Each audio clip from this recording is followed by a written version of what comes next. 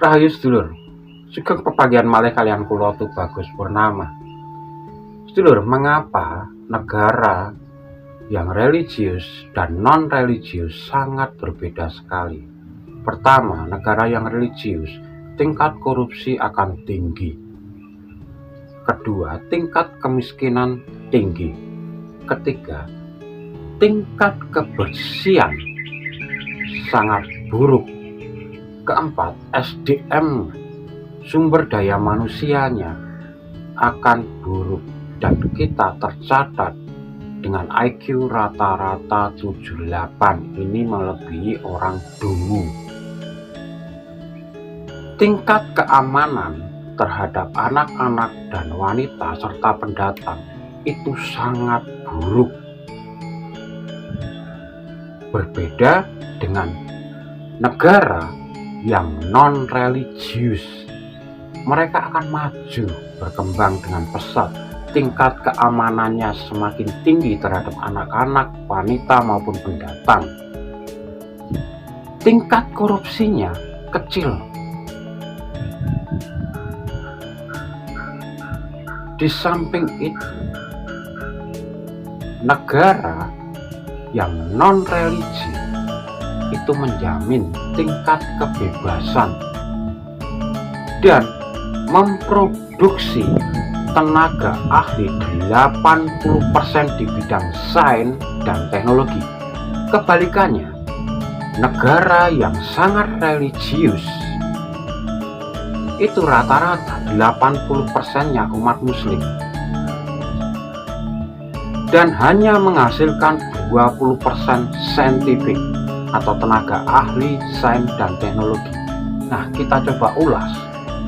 Ketika sains dan teknologi itu berkembang dengan pesat, maka yang religi ini akan berusaha mencari kesepadanan persamaan yang ada di kitab-kitab sucinya dengan sains.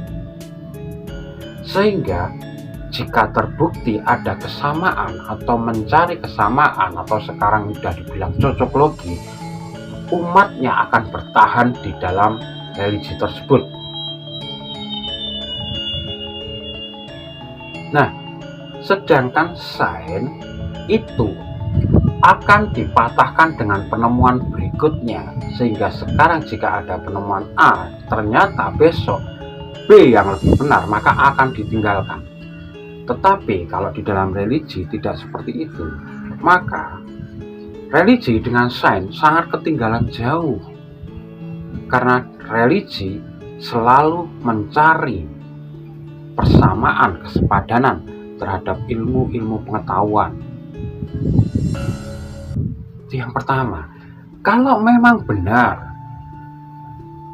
religi ini lebih baik daripada sains, mengapa yang mendapat hadiah Nobel ilmu pengetahuan 40% itu dari negara non-religi, sedangkan negara religi yang mayoritas umat di dunia, bahkan sampai 2 miliar umat manusia di dunia, hanya 15% yang mendapatkan hadiah Nobel.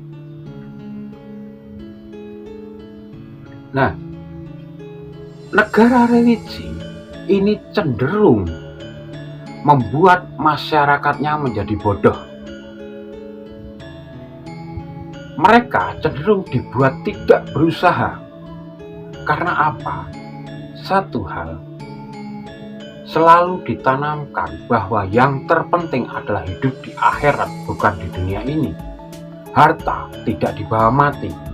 Seorang wanita tidak perlu sekolah yang tinggi, karena apa? Nantinya juga akan hidup di dapur, tidak di depan atau bekerja. Hal-hal seperti ini, doktrin-doktrin semacam ini yang melemahkan seseorang untuk berpikir cerdas.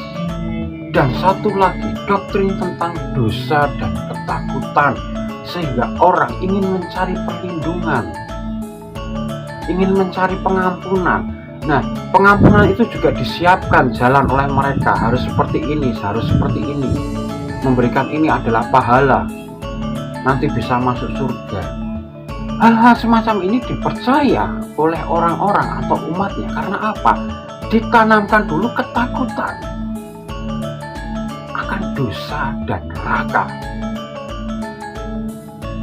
Sementara dosa dan neraka ini dipelihara oleh mereka agar apa? Mereka menambah Alphard, mereka menambah Pajero. Mereka bisa mendapatkan pundi-pundi harta dengan menjual sejarah nenek moyangnya. Bahkan sejarah negara kita pun sudah diobok-obok, sudah diotak-atik. Kalau tidak ada nenek moyangnya, maka Indonesia tidak ada. Nah, saya ingin mengajak sedulur-sedulur semua, ayo sadar.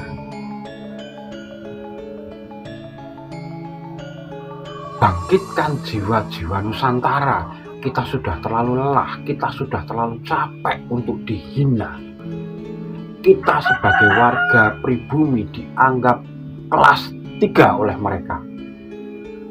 Kelas pertama Eropa, kelas kedua Tiongkok dan Yaman atau Arab.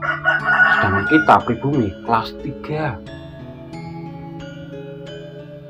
Kita dihina sementara harta kita dikeruk, dikuras habis untuk memperkaya mereka.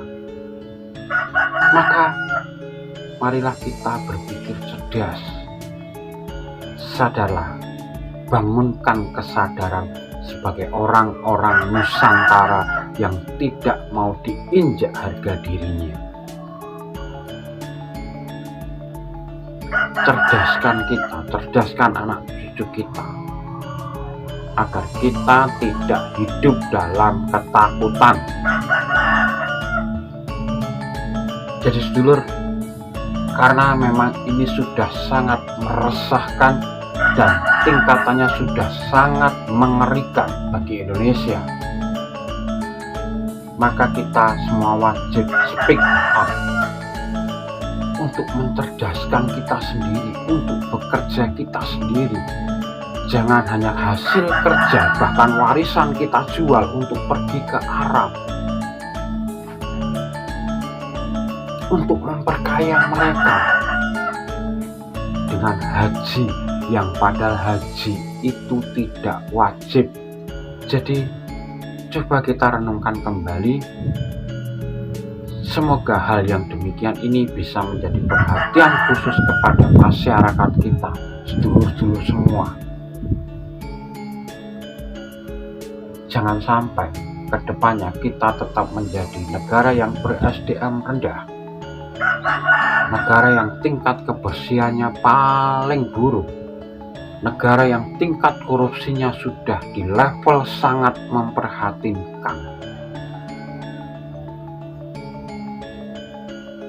Monggo kita bangkit semua, bareng-bareng kita belajar untuk mencerdaskan diri kita sendiri, mencerdaskan semua anak cucu kita agar tidak selalu dijajah. Yang katanya kita sudah merdeka, kenyataan kita masih dijajah. Semoga bermanfaat. Rahayu, rahayu, rahayu. Matur nuwun.